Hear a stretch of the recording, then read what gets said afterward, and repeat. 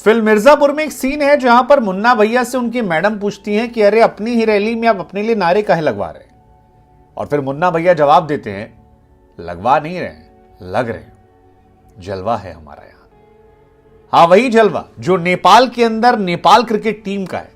एक ऐसे दौर में जब लोग कह रहे हैं कि ओडीआई क्रिकेट जो है वो मर गया है, खत्म हो गया है, लोग देखने में दिलचस्पी नहीं लेते, मीनिंगलेस है, ओडीआई कौन देखने जाता है, वहां नेपाल क्रिकेट की टीम और नेपाल क्रिकेट के फैंस जो है जलवा अपना दिखा रहे हैं। और जलवा भी ऐसा वैसा नहीं है, जबरदस्त है। मतलब पूरी खचाखच स्टेडियम में भीड़ है और उस भीड़ के बीच में नेपाल की टीम जो है वो गब्बर शेर की तरह दहाड़ते हुए आती है और कनाडा को चारों खाने चित करते हुए 3-0 से हराकर क्लीन स्वीप कर जाती है। अब अगर 3-0 से हराया है तो गुरु हमको भी तो कहना पड़ेगा ना कि जलवा है यहां पर इनका। वैसे जलवा है, नेपाल क्रिकेट अपने स्टाइल में ही अब खेलना शुरू कर चुकी है और जिस तरह से वो खेल रहे हैं वो वाकई में कमाल है यार। मतलब 232 रन कनाडा की टीम बनाती है और उसके बाद नेपाल जब बल्लेबाजी करने आती है तो केवल 1 विकेट खोकर इस मैच को अपने नाम कर जाते हैं। कमाल की बल्लेबाजी, 2 बल्लेबाजों ने शतक लगाया जिसमें भीम और अनिल थे और अनिल को उनके इस प्रदर्शन के लिए मैन ऑफ द मैच का खिताब दिया गया। उनके जो कप्तान है रोहित, उनकी पूरे सीरीज में चले हुए बल्ले की वजह से उन्हें मैन ऑफ द सीरीज का खिताब मिला। और नेपाल का 3 मैचों की सीरीज में अगर आप 3 के तीनों हरा देते हैं तो बाबू आपकी तारीफ तो बनती है और वही तारीफ नेपाल क्रिकेट इन दिनों अपनी करवा रही है। पहला मैच भी जबरदस्त खेला, सेकेंड मैच भी जबरदस्त खेला और थर्ड में तो बिल्कुल ऐसा लगा कि घुटने चढ़कर हाथ मोड़कर पीठ पे मुक्का मार के कनाडा पीट दिया। जबरदस्त। रोहित जो है उन्हें प्लेयर ऑफ द सीरीज का खिताब मिला है। मैच में मैन ऑफ द मैच का खिताब जो है वो अनिल को मिला है और बेस्ट डिलीवरी का खिताब जो है वो हेमंत धामी साहब को मिला है। कुल मिलाकर जबरदस्त भीड़ थी, जबरदस्त माहौल था और अनिल जिन्होंने पिछले मैच में भी जबरदस्त बल्लेबाजी की थी, आपको बताया था हमने कि 20 बॉल में 50 रन ठोक दिए गए थे, उन्होंने इस मैच में भी कमाल किया। 124 गेंद पर 112 रन की पारी खेली, 2 छक्का 12 चौका और होम क्राउड के सामने अपना जलवा जो है वो जलाल कर दिया।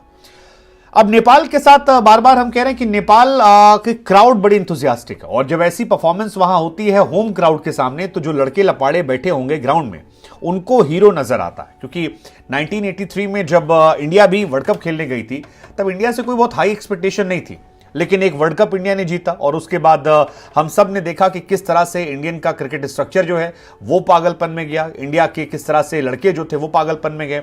और 83 के बाद सचिन, गांगुली, द्रविड़, अजहर, तमाम लड़के वो जो बचपन घर बैठ के मैच देख रहे थे वो बाद में जब उतरे खेलने तो फिर बवाल काटते गए। उसके बाद उनको देखकर नई जनरेशन आई तो अगले 10 साल में नेपाल क्रिकेट यहां से यहां 100% पहुंचा। वैसे तारीफ यहां पर अनिल शाह की भी होगी, मतलब अनिल शाह पर सवाल बहुत सारे थे लेकिन सेकेंड मैच में उन्होंने 50 ठोका। वो 50 ओडीआई क्रिकेट में नेपाल की तरफ से फास्टेस्ट 50 था और उसके बाद जो शतक ठोका उन्होंने, उस शतक की बातचीत जो है वो हर कोई कर रहा है, जबरदस्त है।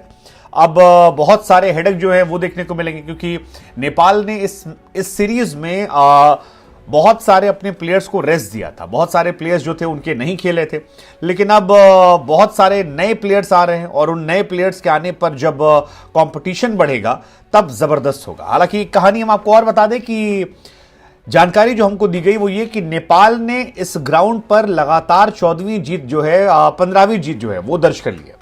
15 जीत यार अगर आप एक ग्राउंड पर करते हैं तो फिर आपका जलवा जो है वो जबरदस्त है और 2 बल्लेबाजों का शतक जो है वो भी जबरदस्त है। खासतौर पर अनिल, बार बार मैं कह रहा हूं, पिछले मैच में 50 रन ठोकना, इस मैच में शतक ठोक देना और अच्छी बल्लेबाजी करना, ये नहीं कि मतलब अगड़ू बगड़ू चगड़ू। हालांकि गेंदबाजी जो नेपाल की है वो भी जबरदस्त थी। हेमंत धामी जिन्हें बेस्ट बॉल का अवार्ड मिला, उन्होंने भी 8 ओवर में 49 रन देकर 3 विकेट निकाले थे। बाकी भी जो गेंदबाज थे जिसमें कुशल मल्ला थे, एक जबरदस्त प्लेयर है, इंटरनेशनली भी कुशल ने अपना जलवा जो है बिखेरा है, उन्होंने इस मैच में अच्छी गेंदबाजी की, 10 ओवर 1 मिनट 38 रन 2 विकेट।